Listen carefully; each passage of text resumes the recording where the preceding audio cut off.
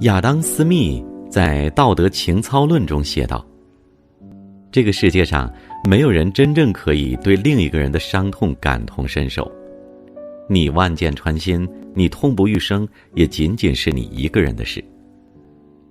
当活到了一定年岁，就会发现人生这场戏，孤立无援是常态，笑，全世界与你同声笑，哭，你便独自哭。难关面前，唯有自己才是最可靠的，只有将希望寄托在自己身上，才能过好后半生。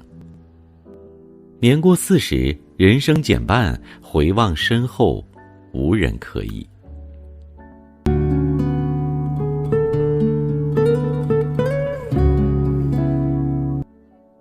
周末时接到了好友打来的电话，寒暄了2句之后，他说：前2天陪客户喝酒，喝太多胃出血，现在在医院，你能不能帮我照顾一下孩子？我这才发现，今年工作较忙，已经很久没和他联系过了。年初时，他的父亲因病离世，于是他便请假回家料理后事，走之前将手头的工作都交接给了一个关系要好的同事。等他调整好状态回到公司时，却发现自己的名字出现在最新一批的裁员名单上，而那位同事顶替了自己的岗位，变成了新的部门主管。这期间发生了什么不言而喻，但结局已经无法扭转。离职的那天，他给我发了一条信息：老话说的没错，靠山山会倒，靠人人会跑，人生真的是难。那天晚上他来接孩子的时候告诉我，离职后的那几个月一直没有找到合适的工作，但因为要维持生计，就找了一个销售的工作。现在的生活相比之前有所好转，但身体却有点扛不住了。最讽刺的是，他过得最难的时候，找亲戚想要回之前借出去的钱，结果被拉黑了。有人说，成年人与孩子最大的区别，就是成年人得自己收拾烂摊子。人到中年，不同于年轻时的冲动，多的是瞻前顾后的怂，但不变的是依旧单枪匹马在闯荡险象环生的人生。20岁时遇到难关可以依靠父母，天塌下来都有人帮你顶着。30岁时人生正在走上坡路，似乎没有什么能难倒你。40岁时上有老下有小，生活的重压磨平了棱角，懂得了人情冷暖后，才明白你的靠山只有自己。正如余秋雨在《借我一生》里所写，人生的路靠自己一步一步去走，真正能保护你的是你自己的人生选择。如果你实在等不来风，那就自己上青云吧。曾看到知乎上有人提问，人应不应该为了交朋友而假装合群？有人回答说，不要为了结交朋友而一味去合群，不是所有的圈子都适合你。回想多年前刚工作的时候，每次回家就会有长辈告诉我，一定要广交朋友，朋友多了路好走，多个朋友多条出路。仔细想想，好像不无道理。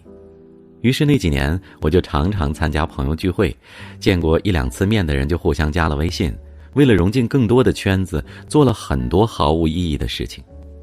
后来发现，曾以为相见恨晚的朋友，却躺在微信列表里再无联系。称兄道弟的哥们儿，多日之后再提起，连名字都想不起来。所谓有难时相助，不过都是锦上添花容易，真正雪中送炭的人寥寥无几。朋友多自然好，可人生只有到了低谷时，你才能看清哪个是真朋友，哪个是假的。漫漫人生路，该自己跨过去的坎儿，谁也代替不了。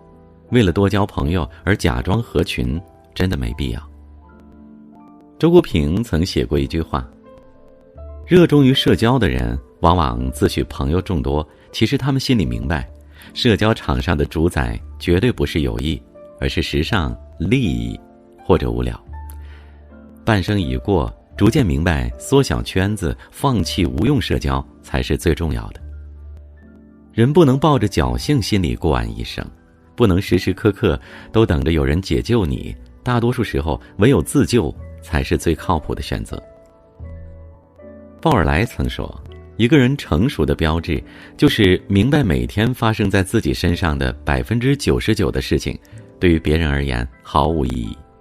当你不再依赖社交圈，不要总想着靠别人，就能看清生活的真相，以一颗平常心看待人生起伏。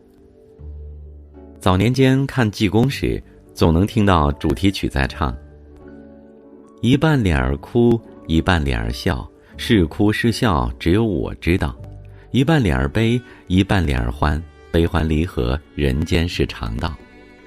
生活就是一场冷暖自知的旅程，与其寄希望于别人，不如花更多的时间投资自己。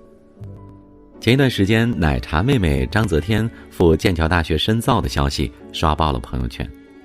有网友说，这些年来她一直在刘强东太太的光环下被众人讨论，有质疑的声音，有讽刺的声音，有过谩骂，也有过嘲笑。如今看着人家在默默地变得更优秀，没有被生活的波折击败，也没有被舆论打倒，才懂得其实优秀的人靠着自己的光也能照亮人生。海明威说过一句话深入人心，优于别人并不高贵，真正的高贵应该是优于过去的自己。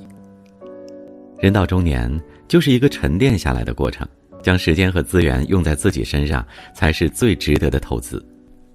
不久前，一位科学界的女神上了微博热搜，让全网都知道了这个名字闫宁。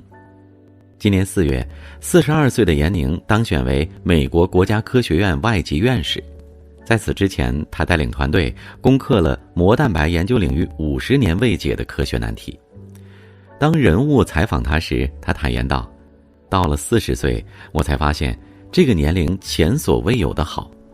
我不是为名为利，也不是为了让别人怎么样，是为了让我自己开心。如果我被裹挟的话，那怎么可能是开心的呢？谈及生活状态，他表示更愿意将时间留给自己，不太愿意做一些完全抓不住规律的事情，宁愿用更多的精力去做报告、做科研。有人说，你在哪里投资，就会在哪里得到收获。你的人生价值往往取决于自己。一书说，当我40岁的时候，身体健康，略有积蓄，丈夫体贴，孩子听话，有一份真正喜欢的工作，这就是成功，不必成名，也不必发财。这也是很多人向往的生活。人到中年，其实正值最美岁月。年龄越大，越发现人生就是一个熬下去的过程。当你学会靠自己熬过最难熬的日子后，便是一样。如果你也喜欢这篇文章，请点击订阅与分享，也可以在评论区留下你的看法。感谢您的收看，我们下期再见。